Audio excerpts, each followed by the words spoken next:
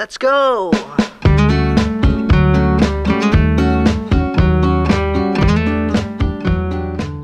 I wanted to discuss solar farms. This is a hot topic right now in rural Texas, especially where I live and where our main office is of Hamilton, Texas. Solar farms are trying to pop up and take up a large percentage of our land that we as a community rely on for agricultural purposes. That might be crops, livestock, both. So I wanted to do some research on how this affects our seniors and them aging in place, especially seniors who are getting contacted about leasing their land for these solar farms. First off, I have a couple of things I want to go over. And this actually, to me, is just common sense and why more people are not focusing on this. I do believe in global warming. I'm not going to sit here and say that there is no such thing. I believe that we have not taken very good care of our planet. I also believe that we know that now. There has been a lot of education and we are improving our whole outlook on our planet and what we can do to help, I won't say stop global warming, but to try to slow it down. I don't understand how solar farms on farmland and ranches is more beneficial than putting these solar farms in urban areas on top of roofs or other structures. Why do we think that it is okay or that it should even be an option to lease our farmland that we depend on, not just Texans, but all of the United States, the whole entire world depends on this land and the resources that it produces, but we are willing to lease it out for 50 plus years for solar, when we could easily, might not be as easy, but we could most definitely utilize rooftops for these solar farms parking lots, instead of land that we all depend on. If you don't see that that is scary, that is slowly taking away our resources and our independence to be able to grow our own food and produce our own food and meat and goats, beef, chickens.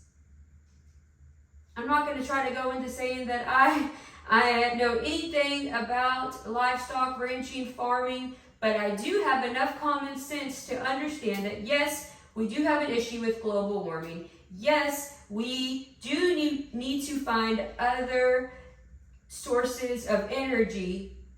And yes, we also need to eat.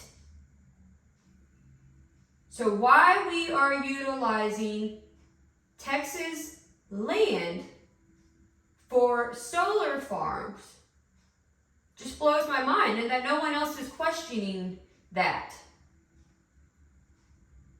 What is more important? Easier access to these solar panels by using this land and taking away our food source? Or using rooftops and other areas that we could still have these solar farms, but just already on structured areas that is not producing food. And it might just be a little bit harder for the workers to have to go and fix what's broken as far as whenever an issue occurs with these solar panels. I did see though that there is not a whole lot of, there's not very many issues with these solar panels. Once they're up, they're pretty much sustainable. You don't really have to worry about them a whole lot, especially when you put them on top of a structure or a building. When you have these panels out on land, not only is it affecting our livelihoods, our resources, but it's also putting the panels at risk to get for wildlife to go and nibble on it, to mess with the wiring. This is not only are you taking the food source away from humans, but what about all of the wildlife out there that also depends on the grass? And they're going to be out there nibbling, trying to get them something to eat. And I promise you, your wiring is going to be affected. So again, that's going to cause more issues, more potential risk for your panels. I don't see a deer or maybe a raccoon, but I don't see a deer climbing on top of a roof in Texas eating the wiring of a panel. I'm actually going to look up and see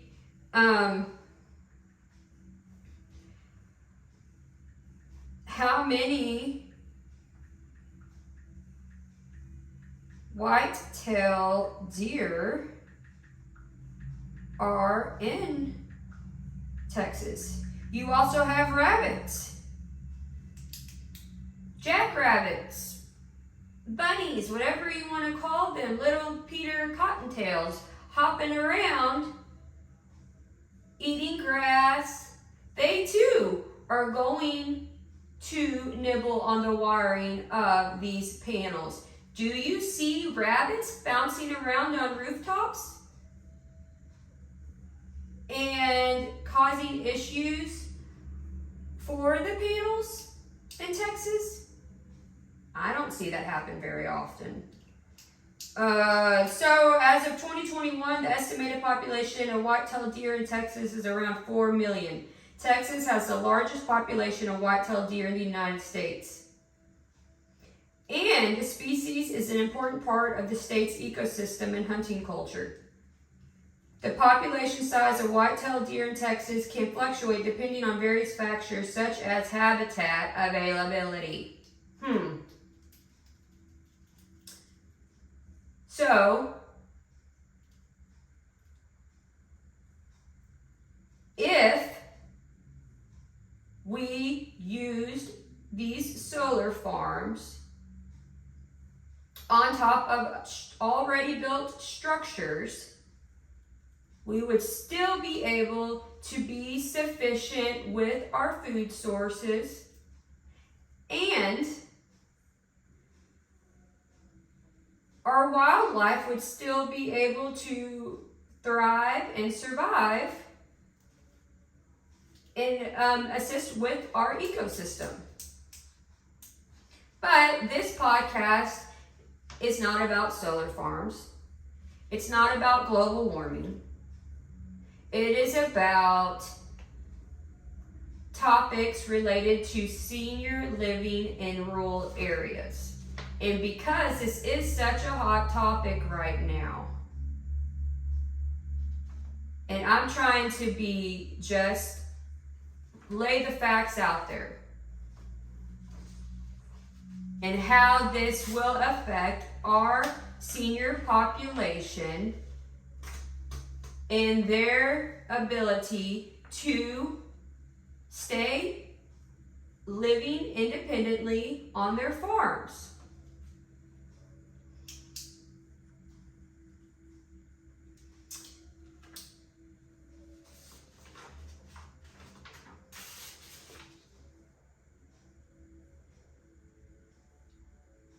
So some negative impact that I found on senior Texan farmers and ranchers that these solar farms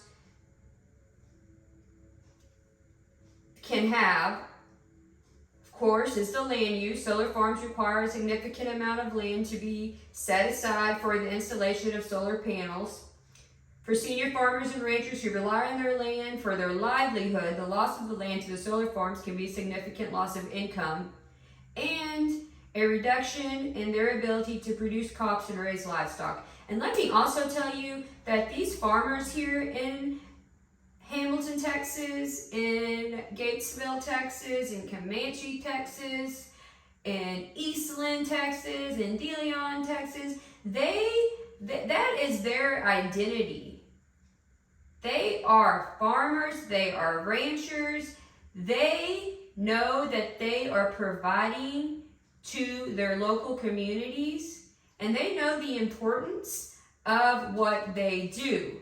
So not only is that going to affect the land use, but it's also going to increase or spike depression related to just losing their identity.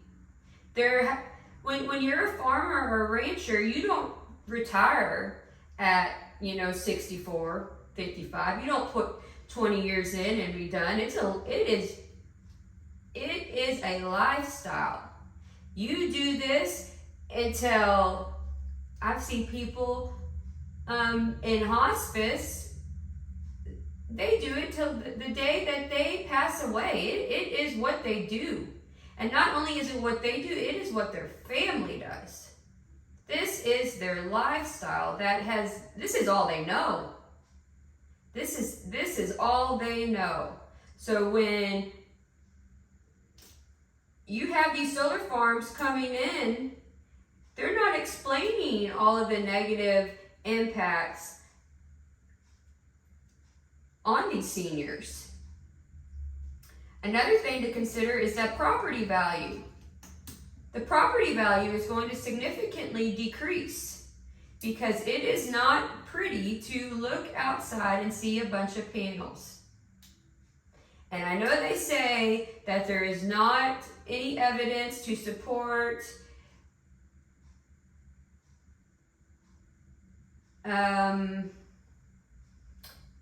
solar farms and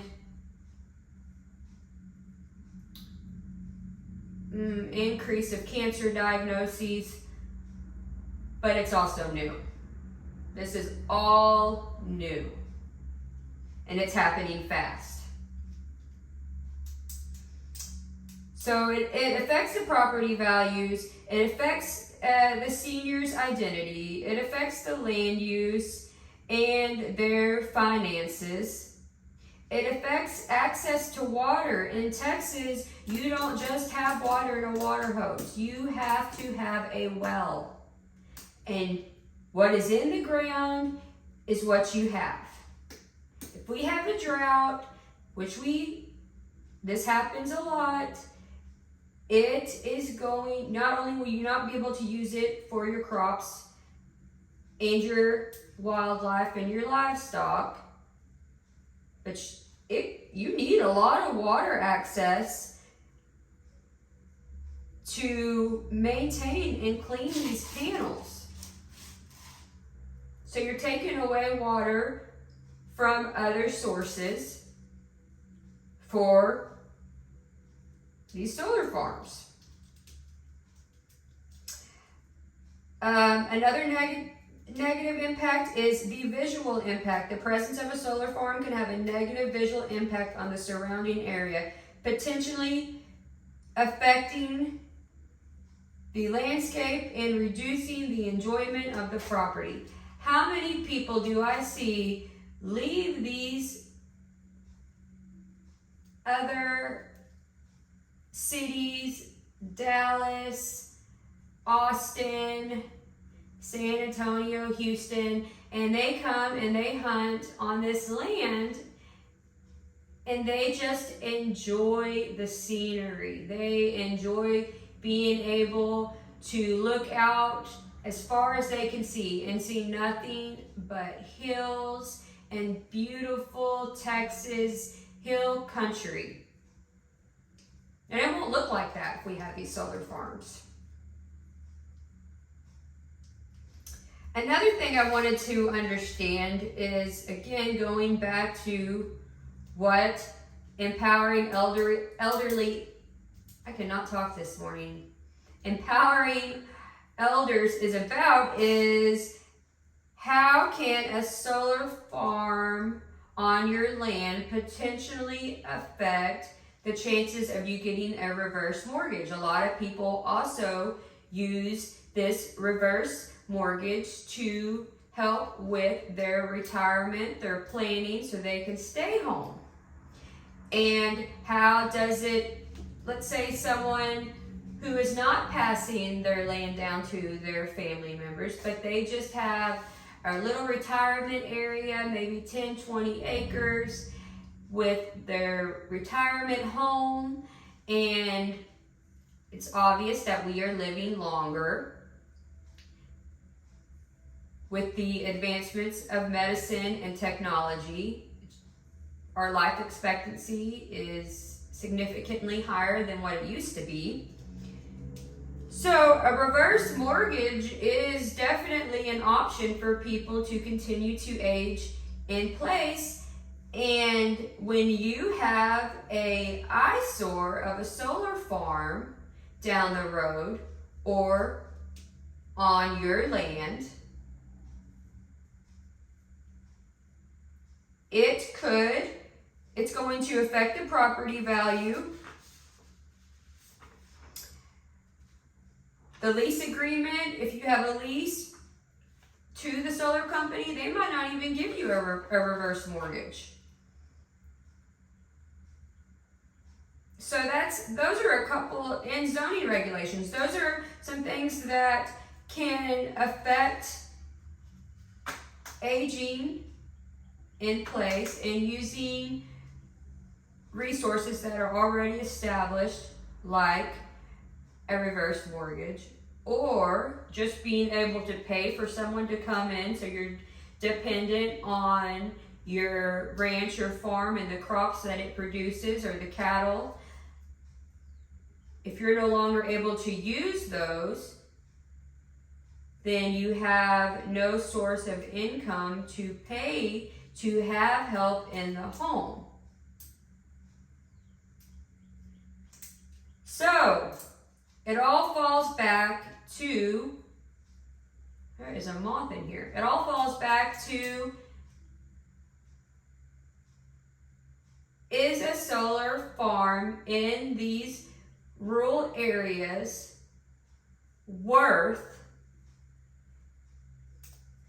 taking away a food source and preventing seniors to age in place? I'm not saying that solar farms are bad. I think this could be a great source of reliable green energy. But we do not have to compromise our land and our hard work of our grandparents and our parents and our great-grandparents, because it is easier to access for a solar farm. Really think about, don't think about today, think about tomorrow. And I say that with everything. How is 50 years of not being able to produce food with your land going to affect you, going to affect your children, going to affect your grandchildren, going to affect society? When we could easily continue to be self-sufficient if we would just utilize other structures for these solar farms instead of our hard, beautiful land. So consider that. Think about that. Get involved. Know what the school board is voting for. Know what the hospitals, just the city, the county, get involved with all of that. Read your local newspapers. Look at both sides of it, but also use your head. Use your brain. Just because it might be easier to get access for these workers to maintain these solar panels, that does not mean that it is worth taking away our food sources for 50 years. These are not little leases. These are not 1 year. 50 years, a whole generation of, that's a whole generation of farming.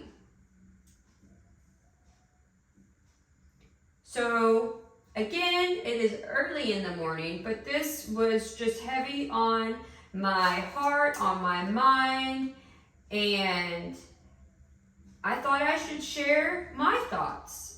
And I would encourage you to comment, like, share, get involved, and tell me your thoughts. You should be scared if you didn't have a voice, but you have a voice, and you can say no. And you can offer other solutions to green energy. We do not have to use our land and our community resources for solar. There's so many other solutions and other options that we can use without compromising our food source. We don't want to depend on other countries. They depend on us to provide them food, which keeps us in power. We don't want to depend on them, and we don't want them to control us. So really dig deep into what does it mean. Is it just energy? If it was, then why would we be jeopardizing our food sources and our ecosystem and our wildlife and the ability for our seniors to continue to stay on their farm until they take their last breath? Think about it, everyone, and have a great day. Use your voice, get involved, listen to both sides. Offer a solution that will help everyone. And check on your neighbor, check on your seniors. Do something nice for your seniors, because one day you will get old. Hopefully. This is life, and let's empower our elders. You'll have a great day.